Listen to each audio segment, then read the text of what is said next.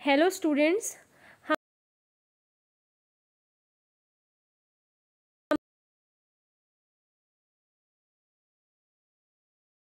हम कह रहे हैं भी किए, इसी को आगे एक्सटेंड करते हुए next is the topic of index. So what is index of a sub group in a group? So index define करने के लिए we need a sub group of a group G. So let H be a subgroup of group G. Then the number of distinct right or left cosets of H in G is called index of H in G, which is denoted by close brackets G colon H or IG of H. G stands for group. So definition of index is, अगर आपके पास कोई सब group है H group G का, तो number of right cosets या left cosets जो distinct हैं उसको हम क्या बोलेंगे? इंडेक्स ऑफ सब group in a group. So question based on index.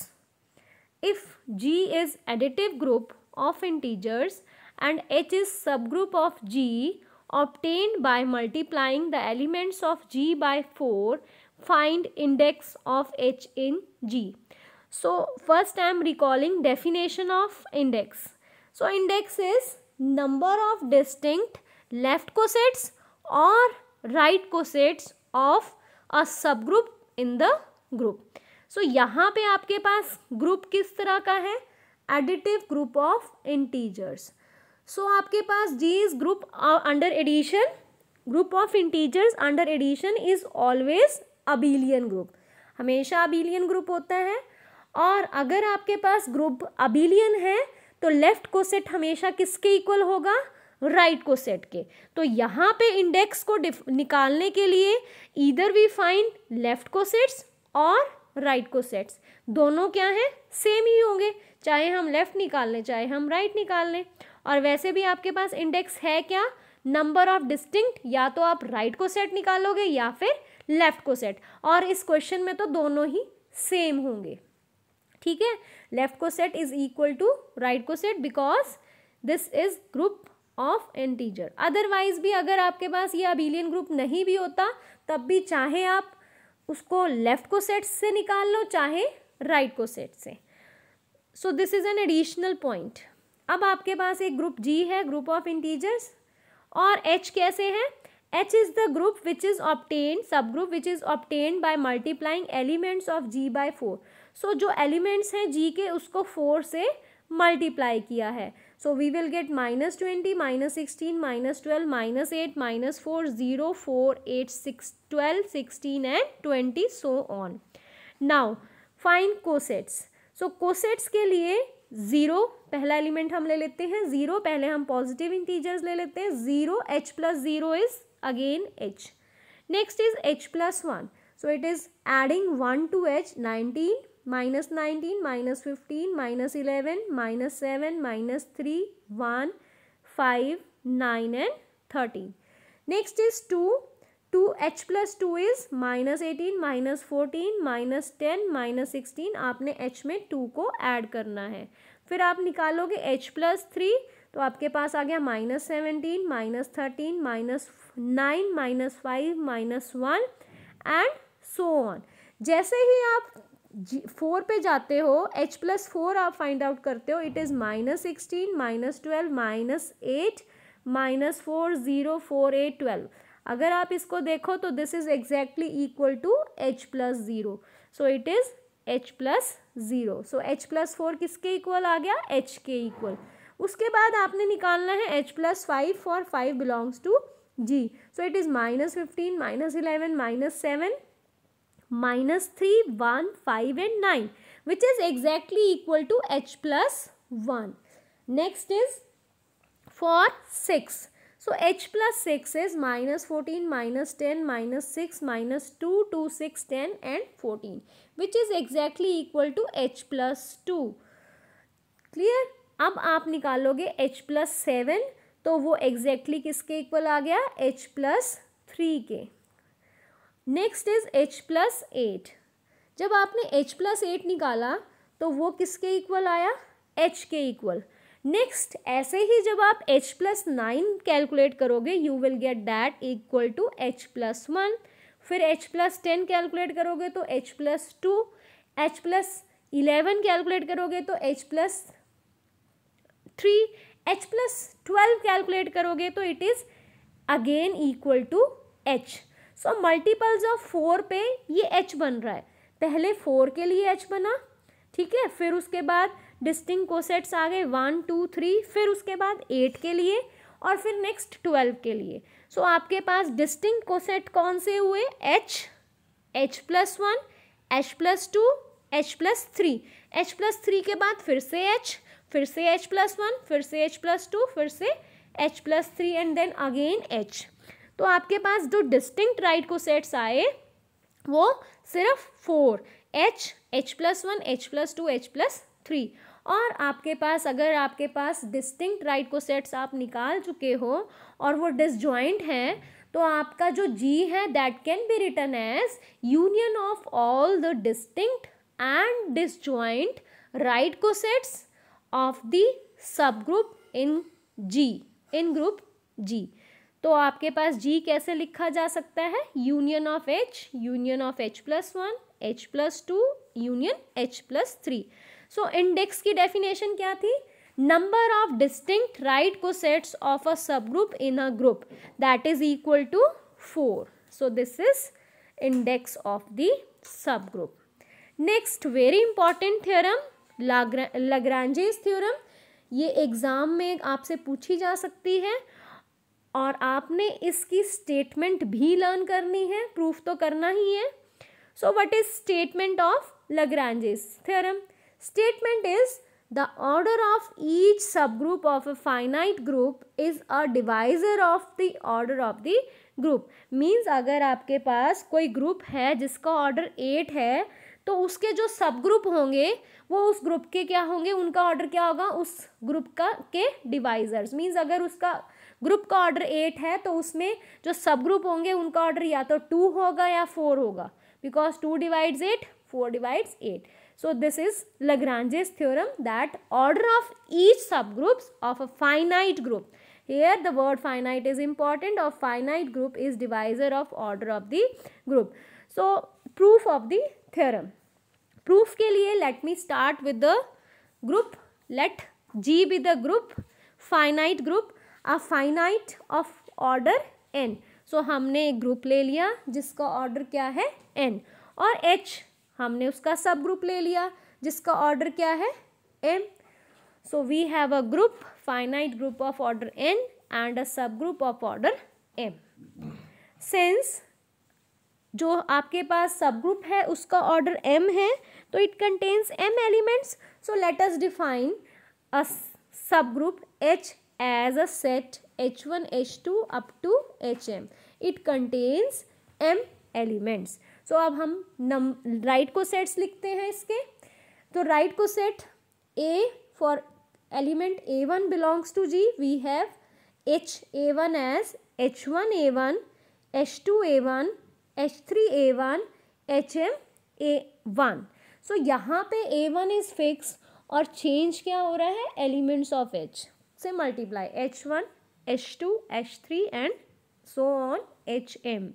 Next we take A2 belongs to G और हम उसके लिए अगर राइट को सेट लिखें तो it is set H1A2, H2A2, H3A2 up to so on HMA2। Similarly for A3 belongs to H, we have HA3 as H1A3, H2A3, H3A3 and HMA3। So on we have for element AK we have HAK as H1AK, H2AK and so on HMAK।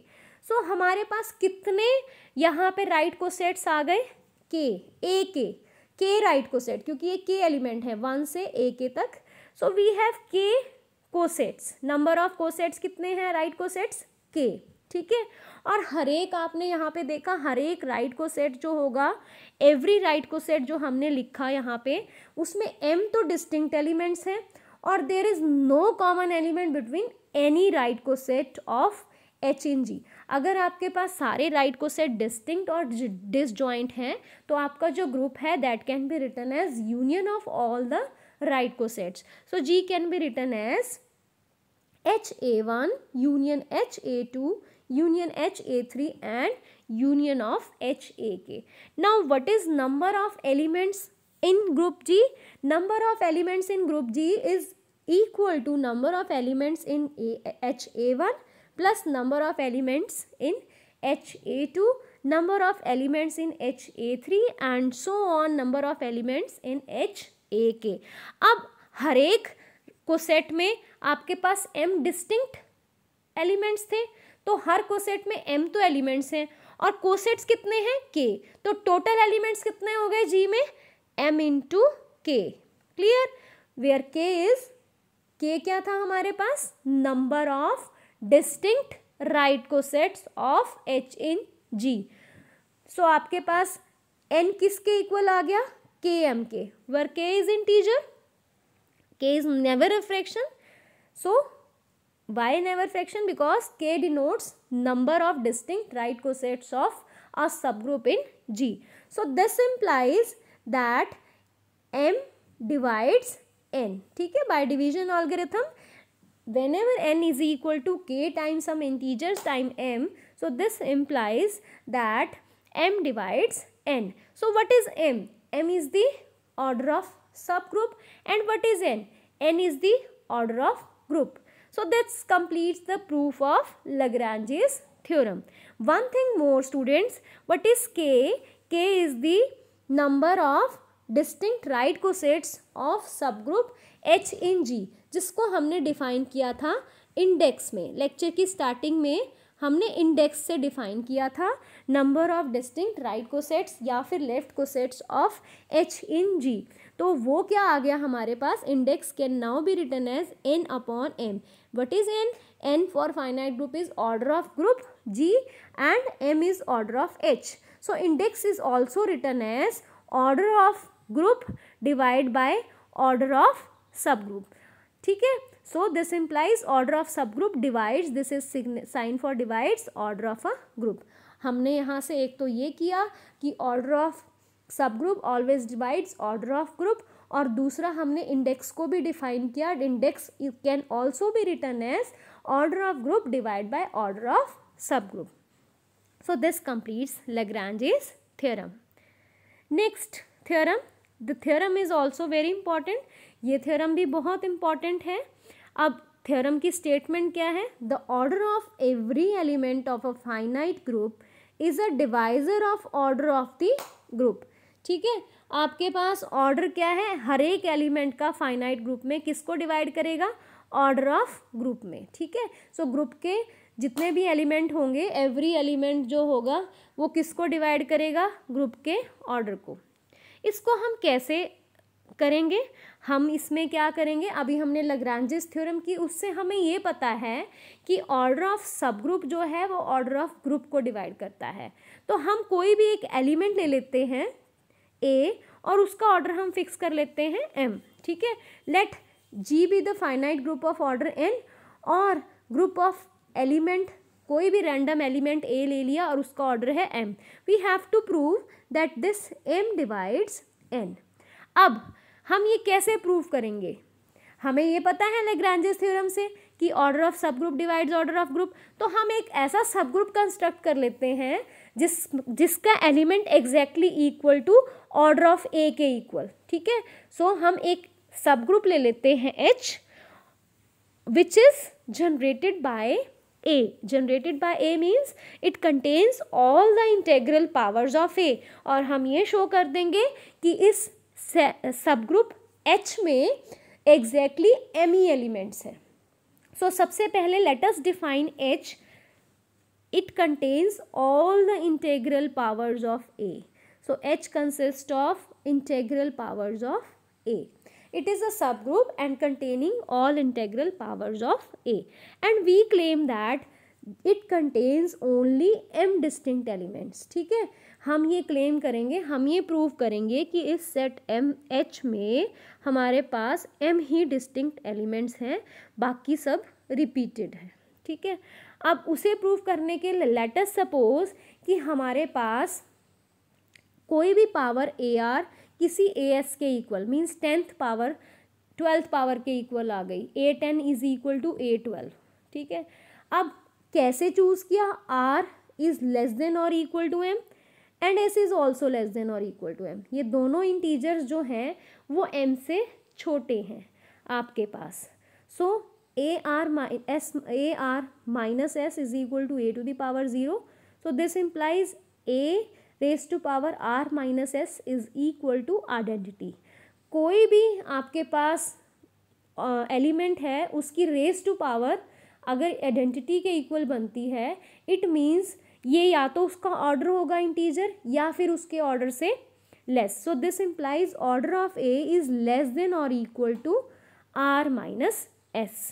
But R M से छोटा है, S भी M से छोटा है, तो R minus S भी M से छोटा होगा। तो अगर R माइनस M S से छोटा है तो ऑर्डर ऑफ A तो हमने क्या लिया है, M। अगर ऑर्डर ऑफ A M है तो इसका मतलब ये हुआ M is the least positive integer such that A to the power M is identity. इससे छोटा कोई भी इंटीजर हमें नहीं मिलेगा कि जिसकी power A to the power that integer करे और हमें आइडेंटिटी मिल जाए। पर अगर हम इसको देखें तो हमें R माइनस S M से भी छोटा एक इंटीजर ऐसा मिल गया कि हम A to the power R minus करें तो हमें आइडेंटिटी मिल जाती है। So this is a contradiction because M से छोटा तो कोई ऐसे इंटीजर एग्जिस्ट ही नहीं करता because M is the order. So our supposition is wrong. So there are only A1, A2, AM up to so on AM are all distinct elements of H। कोई भी इसमें similar element नहीं है, ये सारे क्या हैं, distinct हैं। A to the power इसके बीच में कोई भी एलिमेंट सिमिलर नहीं है। हमने A to the power R is equal to A to the power S किया था ना, where R and S are less than M। यहाँ से बीच में से कोई पावर उठाई थी A to the power R और A to the power S। अब हमने ये प्रूव कर दिया कि इनमें कोई भी ऐसी पावर नहीं है जो सिमिलर हो। Means A to the power अगर हम 10 एलिमेंट्स ले लें A1 A2 up to A10 तो 10 से छोटा कोई भी ऐसी पावर नहीं होगी A7 A8 या A5 जो सेम हो। A to the power 5 A to the power 7 के इक्वल नहीं हो सकता, A to the power 6 A to the power 8 के इक्वल नहीं हो सकता। So they are all distinct. ठीक है, सो हमने ये दिखा दिया कि A1 से लेके AM तक सारे डिस्टिंक्ट एलिमेंट्स हैं H के, कोई भी इसके बीच में कोई भी रिपीट नहीं कर रहा। अब हम ये दिखाएंगे कि इसमें केवल M ही एलिमेंट्स हैं, M के बाहर भी कोई एलिमेंट नहीं है। ठीक है, सो हम कोई एक इंटीजर L ले लेते हैं जो M से बाहर का है, मीन्स ग्रेटर है M से। तो हम दिखा देते हैं कि ये जो A to the power L हमने बड़ा लिया है, अब चेक करते हैं A to the power L कहाँ जाएगा। अगर हम A to the power L इसके बाद का कोई एलिमेंट उठाते हैं, let us take L is greater than N be any integer, और आपके पास ये दोनों इंटीजर हैं, तो बाय डिवीजन एल्गोरिथम जो छोटा इंटीजर होगा वो बड़े इंटीजर को डिवाइड करेगा। So it can L can be written as MP plus Q where P and Q are integers and Q remainder is always less than M। ठीक है, हमेशा M से छोटा होगा और ग्रेटर देन और इक्वल टू 0। सो ये रिस्ट्रिक्शन रहेगी Q के ऊपर। Let us watch A to the power L कहाँ जाएगा। ठीक है, सो A to the power L हमने यहाँ इसके बीच का कोई भी एलिमेंट लिया, अब तक हम ये दिखा चुके हैं कि वो सेम नहीं होंगे, सारे डिस्टिंक्ट होंगे। अब हमने A to the power L यहाँ पे ले लिया। अब देखो A to the power calculate करते हैं, क्या आएगा। A to the power L is equal to L की वैल्यू डाल दी MP प्लस Q। ठीक है, सो A to the power MP into A to the power Q। A to the power M is identity, so it is A to the power Q। तो जब हमने A to the power L लिया तो वो भी किसके equal आ गया, A to the power Q के। और Q कहाँ से था, M से तो छोटा था, यहाँ पे ही होगा कहीं पे। तो इसका मतलब अगर हम यहाँ पे भी कोई एलिमेंट लेते हैं तो वो भी इन्हीं में से कोई होगा। ठीक है।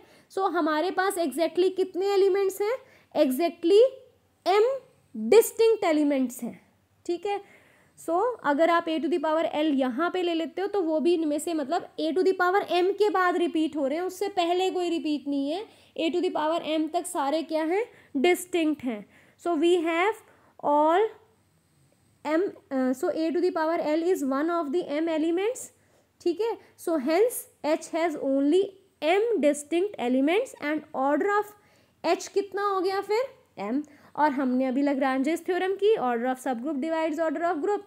सो m divides, m is divisor of n, m divides n, but m था क्या? m था ऑर्डर ऑफ एलिमेंट, a था। सो order of every elements divides order of the group. So order of every element of a finite group is divisor of the order of the group. So that completes the theorem. इसके बाद theorem के ऊपर based ही एक छोटी सी क्रॉलरी है। If G is a finite group of order n and A be any element of group G, then prove that A to the power n is always equal to identity of group G. So how will you prove this? Let us consider order of element is m, ठीक है। Order of element को हमने क्या ले लिया? m। अभी आपने Lagrange's theorem की थी। लैग्रांजेस थ्योरम से हमें ये पता है कि ऑर्डर ऑफ सब ग्रुप ऑर्डर ऑफ ग्रुप को डिवाइड करता है। सो जैसे आपने सिमिलर पिछली थ्योरम में हमने क्या किया? ऑर्डर ऑफ एलिमेंट के इक्वल एक सब ग्रुप ले लिया जिसका ऑर्डर भी क्या हमने प्रूव कर दिया? m। So let us take n subgroup h of g containing all integral powers of a। और हमने एग्जैक्टली जैसे पिछली थ्योरम में, अभी ऊपर थ्योरम में प्रूव किया कि ऑर्डर ऑफ h भी एग्जैक्टली क्या हो जाएगा? m। And then we will apply Lagrange's theorem. So order of सब group divides order of group, so m divides n। और अगर m डिवाइड कर रहा है n को तो there exist an integer n by division algorithm, n is equal to, so now calculate a to the power n which can be written as a to the power n की जगह m के, और a to the power m is order of element क्या है? e, so it is identity, so e to the power k is again identity। so यही आपने prove करना था, a to the power n is identity। next question is, if h is subset of k are two subgroups of finite group G, then show that index of GH is equal to index of GK into index of KH. So how will you prove this? Since H and K are subgroups of G, ठीक है, H और K दो subgroups हैं G के। अब H जो है वो सबग्रुप तो है ही G का और सबसेट भी है K का, तो H क्या होगा? K का सब ग्रुप भी होगा, ठीक है। सो अगर आपके पास H K का सब ग्रुप है तो you will define KH। What is KH? Order of, अभी हमने किया था ना लैग्रांजेस थ्योरम के बाद हमने एक रिजल्ट डिस्कस किया था कि index is always written as order of group upon order of सब group, means order of K upon order of H। So उसी को हम यहाँ पे यूज करेंगे। So how will you write by Lagrange's theorem? We will write index GH as order of G upon order of H, और हम इसमें थोड़ा सा मॉडिफाई करें इसको तो ऑर्डर ऑफ K से मल्टीप्लाई एंड डिवाइड कर सकते हैं। और what is this? This is index GK and this is index of KH because H is subgroup of K. So this is the result. So this proves the important theorems related to Lagrange theorem. So हमने इस lecture में Lagrange theorem का proof किया और साथ ही एक important theorem का प्रूफ किया, that is order of every element of a group divides order of group. साथ में हमने इंडेक्स को भी डिफाइन किया। In the next lecture we will continue with more concept based on these coset. Till then, thank you, bye bye.